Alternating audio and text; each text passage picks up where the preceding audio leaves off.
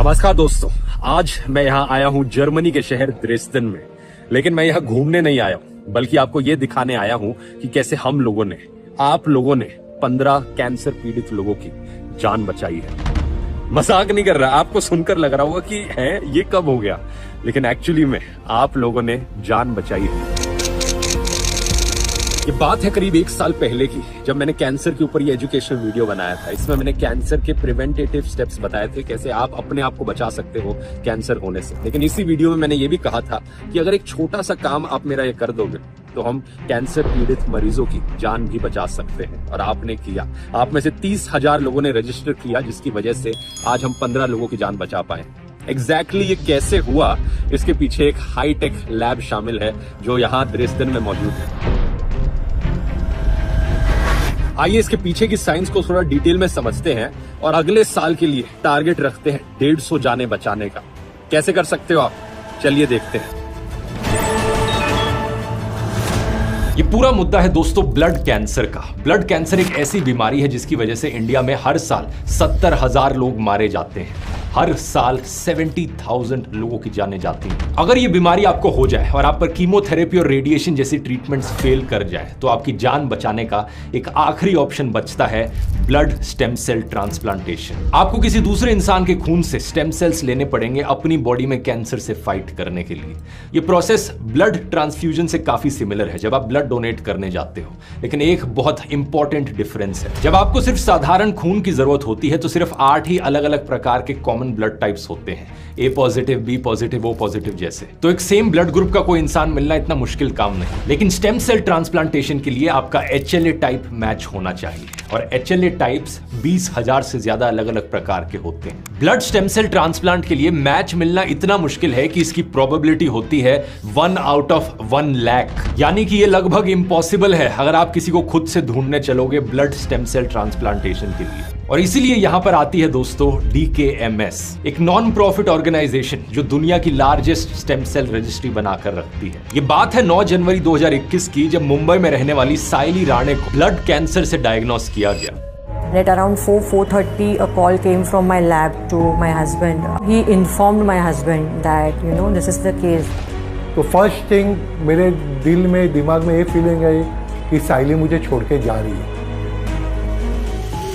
Doctor ने पहले chemotherapy suggest करी, लेकिन वो अच्छे से काम नहीं करी। फिर डॉक्टर ने कहा स्टेम सेल ट्रांसप्लांटेशन करना पड़ेगा। लेकिन साइली के परिवार में किसी का भी उसके साथ HLA टाइप मैच नहीं किया, तो उसके पास स्टेम सेल डोनेशन के लिए कोई नहीं था। Unfortunately, what happened is that my brother and sisters HLA matched, but it didn't match with me.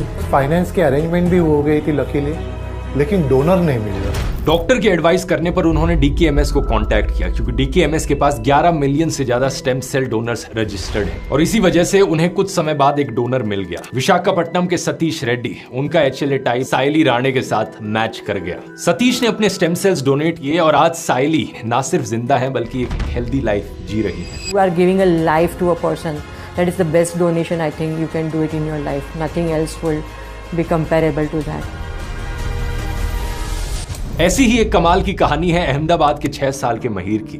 इसे एक्यूट ल्यूकीमिया था। ये एक प्रकार का ब्लड कैंसर होता है और इसकी पूरी जिंदगी स्टेम सेल डोनेशन पर डिपेंड करती थी। महीर इतना छोटा बच्चा था कि उसे पता भी नहीं था कि क्या हो रहा है। स्टेम सेल डोनर ढूंढने के लिए इसके पेरेंट्स ने DKMS को कांटेक्ट किया और इनके जरिए महीर को जर्मनी में डॉक्टर सीता अर्जुना मिली। हजारों किलोमीटर दूर जाकर एक ऐसा इंसान मिला जिसके साथ उसका HLA टाइप मैच करता हो, और इसी डोनेशन की मदद से महीर ठीक हो पाया। आज महीर एक 18 साल का नौजवान है और इसका कहना है कि आज मैं सिर्फ इसलिए जिंदा हूँ क्योंकि इसे एक डोनेशन ने मेरी जिंदगी बचाई। The only reason that I am alive right now and in front of you is the blood donation, blood stem cell donation. अब लोगों की इस तरीके से जान बचाने का ये प्रोसेस बड़ा सिंपल है दोस्तों, जो मैंने पिछले वीडियो में भी समझाया था, और आपके लिए बिल्कुल फ्री ऑफ कॉस्ट है क्योंकि इसका पूरा खर्चा DKMS उठाता है। आपको बस इस वेबसाइट पर जाकर एक ऑनलाइन फॉर्म भरना है। इसका लिंक मैंने डिस्क्रिप्शन और पिन कमेंट में डाल दिया है। इस फॉर्म में बस आपको अपनी बेसिक बेसिक डिटेल्स भरनी है जिसमें सिर्फ 5 मिनट का समय लगेगा। इसके कुछ दिन बाद आपके घर में एक स्वैब किट आएगी जिसमें लिखा होगा कि आपको कैसे चीक स्वैब लेना है। उसी तरह से चीक स्वैब लेकर सैंपल को उसी स्वैब किट में पैक कर देना है साइंड कंसेंट फॉर्म के साथ। और किट रिटर्न एनवेलप में दिए हुए QR कोड को स्कैन करोगे तो इस स्वैब किट को आपके यहां से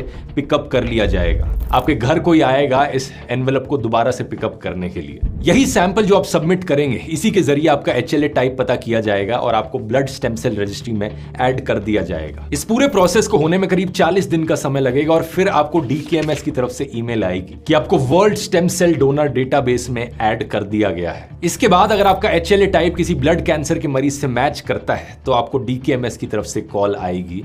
आपको ऑफर किया जाएगा कि आप डोनेट करो अपने स्टेम सेल्स। एग्जैक्टली ये प्रोसेस कैसे काम करता है इसका लाइव एग्जांपल आगे वीडियो में देखते हैं, लेकिन इससे पहले जानते हैं जो पूरा साइंटिफिक प्रोसेस होता है आपके HLA टाइप को पता करने के लिए। ये सब कुछ होता है जर्मनी के एक बड़े हाईटेक लैब में जो यहाँ ड्रेसडेन में मौजूद है। ये है DKMS लाइफ साइंस लैब। दुनिया भर से जितने भी लोग अपने स्वैब सैंपल्स भेजते हैं वो सब यहाँ पर आकर प्रोसेस होते हैं।